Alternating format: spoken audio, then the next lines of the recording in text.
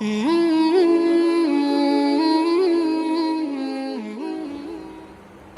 alaikum, dear brothers and sisters. Welcome to Ramadan Talk Show. As we are already into the month of Ramadan, I would like to speak a few words on why and how Ramadan is the month of Quran. A'udhu billahi minash shaitanir rajim. Bismillahir rahmanir rahim. Shahru Ramadan allazi unzila fihi al-Quran hudan lin-nasi wa bayyinatin minal huda wal furqan. Sadaqallahu al-azim. The month of Ramadan in which was revealed the Quran, a guidance for mankind and clear proofs of the guidance and the criterion of right and wrong. Surah Al-Baqarah, verse 185. Dear brothers and sisters, when we think of Ramadan, the first thing that comes to our mind is fasting, iftar parties, Taraweeh. There's a sequence of events that goes on, and probably the biggest thing is fasting. Before anything else, we think of fasting. Allah subhanahu wa ta'ala rearranges our thinking of Ramadan in this verse. The month of Ramadan in which was revealed the Quran. Allah subhanahu wa ta'ala is highlighting the Quran so much that he does not even mention himself. That is because he wants to show us the role and importance of Quran in the month of Ramadan. So the first thing we should be thinking about in the month of Ramadan is the Quran. That's what it is, month of Quran. The whole celebration of this month, of fasting, of Taraweeh, of Eid, has to do with the Quran. Going into Ramadan, you and I should be thinking, how am I going to come out of Ramadan having really getting closer to the Quran? Because the entire spirit of Ramadan is the Quran itself, according to this verse. Allah subhanahu wa ta'ala has made us a distinct nation, and part of our distinction is that we have our own revelation in the form of Quran.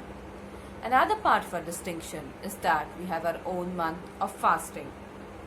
So Quran being revealed in the month of Ramadan is the celebration of Muslim identity. The fact that we are now a new nation after the Jews whom Allah has chosen to give guidance to.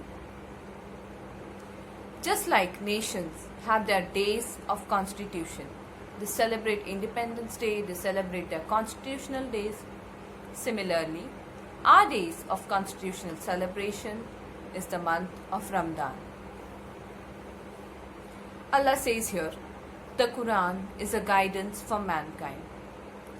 Once we become the people of Quran in Ramadan, once we get so close to the teachings of the Quran, like its teachings are running into our bloodstream, now we go out and share its teachings with the rest of the mankind.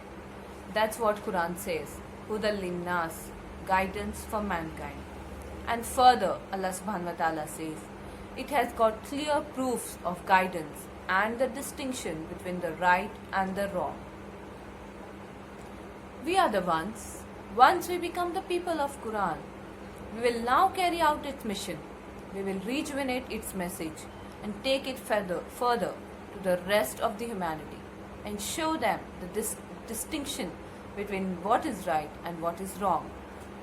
This is the purpose of Ramadan, to get the Ummah back on its track. Now let us compare this huge, enormous message to what we do in Ramadan. Fried foods, iftar parties, arguments over 8 or 20 rakats of Taraweeh, or the thought of taking the month of Ramadan seriously only on the 27th night.